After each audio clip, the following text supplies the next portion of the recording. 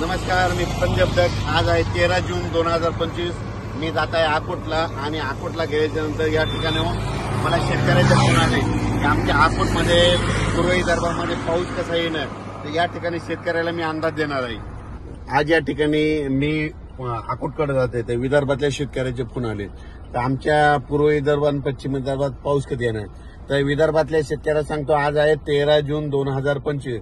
विदर्भातल्या शेतकऱ्यांसाठी आनंदाची बातमी. 14 तारखेला म्हणजे 14 जून 15, 16, 17 आणि 18 तुमच्या पूर्व विदर्भ आणि पश्चिम मध्ये 6, 5, 11 जिल्ह्यामध्ये खूप पाऊस पडणार आहे, म्हणून हा अंदाज लक्षात घ्यायचा. तर या ठिकाणी विदर्भात इथून अकोट 7 किलोमीटर राहिले. ह्या शेतामध्ये पाणी सतरमध्ये 14 ते 18च्या दरम्यान, म्हणून हा अंदाज लक्षात घ्यायचा. पण राज्यातल्या सर्व शेतकऱ्याला सांगू इच्छितो की म्हणजे आज आहे 13 जून पासून ते 17 जून पर्यंत पाऊस पडणार आहे.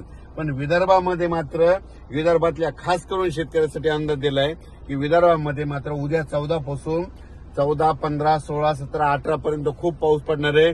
ज्यांचे शेत तयार आहेत, नंतर तुम्ही तुमचा पेरणीचा निर्णय घ्या.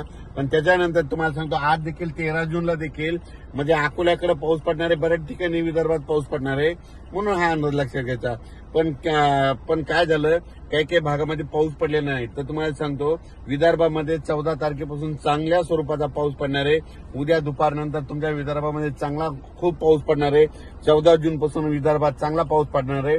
म्हणजे 14 जून ते 18 जून त्या दरम्यान 6, 5, 11 जिल्ह्यामध्ये चांगला पाऊस असणार आहे, म्हणून हा अंदाज विदर्भातल्या शेतकऱ्यांना लक्षात द्यायचा. विदर्भ त्याच्यानंतर पूर्व विदर्भ, पश्चिम विदर्भ, दक्षिण महाराष्ट्र, उत्तर महाराष्ट्र, कोकणपट्टी, खानदेश, मराठवाडा म्हणजे सगळ्या विभागामध्ये म्हणजे आज 13 जून पासून ते 17 जून पर्यंत दररोज वेगवेगळ्या भागात ठिकठिकाणी पाऊस पडणार आहे. पण विदर्भात मात्र 14 पासून मात्र चांगला पावसाचा जोर वाढणार आहे, म्हणून हा अंदाज लक्षात द्यायचा. शेतकऱ्याला सांगू इच्छितो, आता जे विदर्भात जे पाऊस येणार आहे उद्याचा 14 तारखेचा, त्याच्यामध्ये विजेचं प्रमाण जास्त असणार आहे. माझी सगळ्या शेतकऱ्याला विनंती, विजा कडकडत असताना झाडाखाली थांबत जाऊ नका. झाडावर 16% विजा पडतात.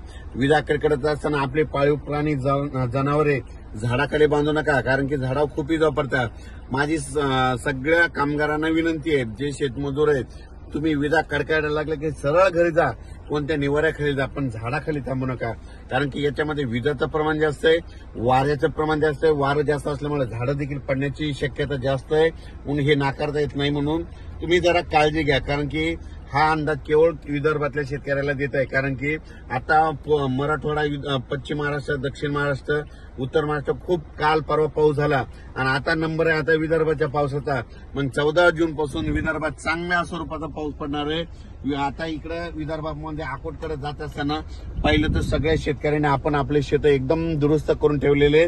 त्यांना सांगू इच्छितो की आता उद्यापासून 14 पासून चांगला विदर्भात पाऊस पडणार आहे, म्हणून हे लक्षात द्यायचं. काल एक तुम्हाला सांगू इच्छितो, आमच्या बाजूला म्हणजे आमच्या गुगळी धामणगावच्या बाजूला डासा आहे आणि कापूस लागवड करत असताना एका मुलीच्या अंगावर वीज पडली. म्हणून माझी सगळ्या शेतकऱ्याला विनंती आहे, विजा कडकडत असताना कमीत कमी झाडाखाली थांबू नका.